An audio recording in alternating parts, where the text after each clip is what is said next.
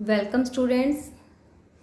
Today we are going to read the third part of the chapter, the tsunami. So let us start without being late.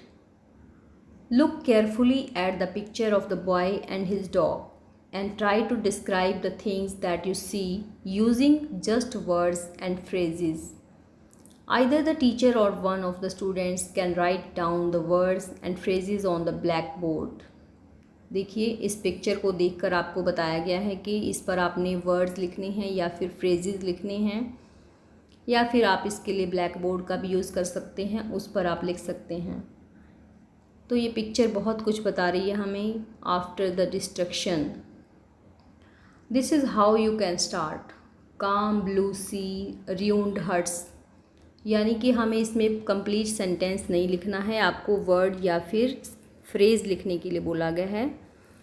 Phrase is the group of words but is incomplete. So ऐसा ही कुछ आप लिख सकते हैं। Before the giant waves slammed into the coast.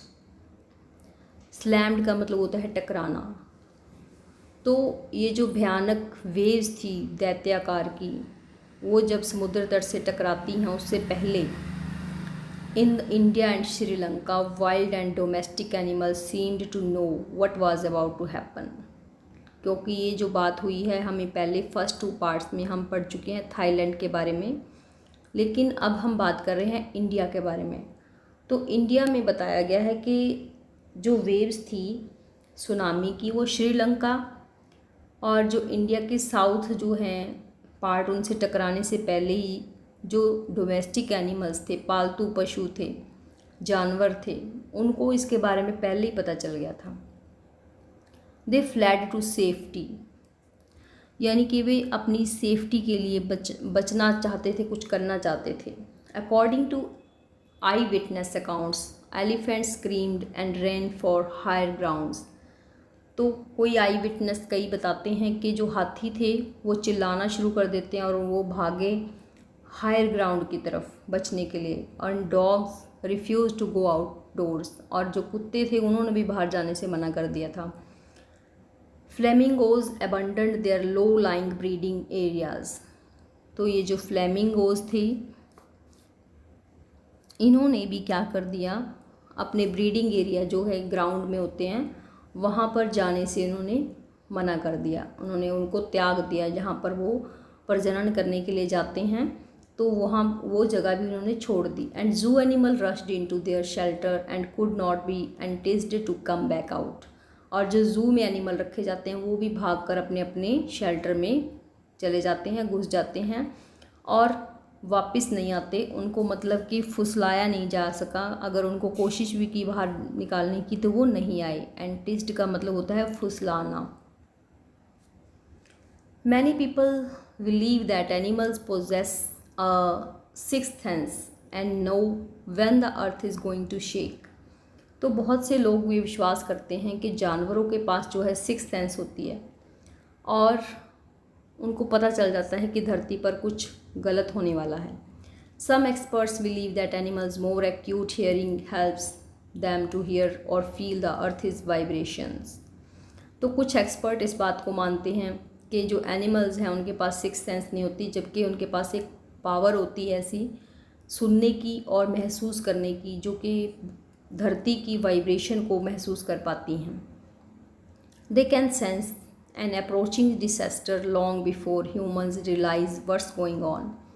तो जिसके कारण जानवरों को बहुत पहले ही पता चल जाता है, मनुष्य से पहले, कि जो डिसास्टर है कुछ होने वाला है। We can not be sure whether animals have a sixth sense और नॉट। फिर राइटर कहता है कि हम इसके बारे में श्योर नहीं हैं कि एनिमल्स के पास सिक्स्थ सेंस होती है या नहीं होती है। But the fact is that the giant waves that rolled through the Indian Ocean killed more than 150,000 people in a dozen countries. लेकिन जो राइटर है, जो डाटा है, वो बताता है हमें कि सुनामी के कारण कितने लोगों की मृत्यु हुई। ओशियन 1.5 लाख लोगों की, इन अ डजन कंट्रीज़, दर्जनों देशों में 1.5 लाख पीपल थे जो वो मारे गए इसके कारण। But not many animals have been reported that, लेकिन जानवरों के मरने की कोई आवाज़ सुनाई, कोई मतलब रिपोर्ट नहीं मिली। अलॉन्ग इंडियाज़ कैडलोर कोस्ट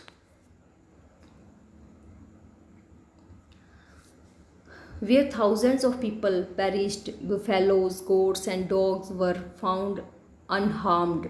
तो इंडिया में ऐसे बहुत से समुद्री तट के बारे में पता चला है जहाँ पर हज़ारों लोग जो हैं ख़त्म हो गए। पेरिश्ड का मतलब ख़त्म होना, लेकिन जो बकरियाँ थी, कुत्ते थे, वो अनहार्म्ड मिले गए, उनको कोई भी नुकसान नहीं हुआ।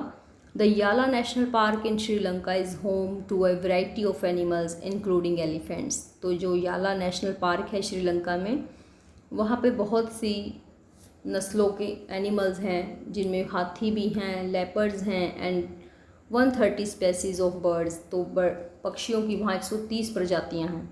60 visitors were washed away from the Patanangala beach inside the park. तो उसी पार्क के बीच में 60 विजिटर के बहने की खबर मिली, but no animal carcasses were found. लेकिन जो एनिमल्स हैं उनकी कोई लाश नहीं मिली। कारकैसेस का मतलब लाश, dead bodies. Except for 2 water buffaloes, बस लेकिन 2 जो हैं जंगली भैंसे, पानी वाले मतलब के वाटर बुफेलोज, उन्हीं के लाशें मिली, बाकी और कोई एनिमल्स के उसमें डेड बॉडी नहीं मिली। About an hour before the tsunami hit, people at Yala national park had observe 3 elephants running away from the Patanangala beach. तो कई लोग बताते हैं कि याला नेशनल पार्क में जो है 3 हाथी सुनामी के आने से पहले, आधा घंटा पहले ही वहाँ से चले गए थे, यानी कि भाग कर वहाँ से चले गए थे, या जैसे कि उनको पता चल गया हो कि कुछ गलत होने वाला है। A Sri Lanka gentleman who lives on the coast near Galle said his 2 dogs would not go for their daily run on the beach. तो श्रीलंका का एक जेंटलमैन जो कि वहाँ पे कोस्ट पे ही रहता है, गैले के पास, उसने अपने 2 कुत्तों को कहा बाहर जाने के लिए, जैसे कि वो डेली उनको रनिंग के लिए लेके जाता था बीच पर। They are usually excited to go on this outing, जबकि पहले वो बहुत एक्साइटेड होते थे वो डॉग्स दोनों बीच पर जाने के लिए। He said but on that day they refuse to go, लेकिन उस दिन उन्होंने जाने से मना कर दिया। And most probably saved his life, और इसीलिए इसके कारण उसकी जान बच गई, और कुत्तों ने यानी कि उसकी जान बचा दी, क्योंकि उन डॉग्स को भी पूर्वाभास हो गया था कि कुछ गलत होने वाला है। So students, the 3rd part is completed, and in this comprehension check there are 4 questions, and these are very easy questions, and the exercise, the working with text and working with language, we will discuss in our next video. Thanks for watching, students.